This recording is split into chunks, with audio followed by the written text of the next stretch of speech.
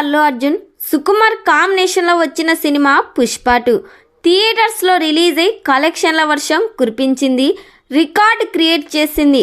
మళ్ళీ వీరి కాంబోలో పుష్ప 3 సెట్స్ పైకి తీసుకురాబోతున్నారు సుకుమార్ గారు. సమ్మర్లో ఈ సినిమా షూటింగ్ స్టార్ట్ చేస్తున్నారు. పుష్ప 3లో అల్లు అర్జున్కి జోడీగా రష్మిక మందన్, సాయి పల్లవి హీరోయిన్స్గా నటిస్తున్నారు.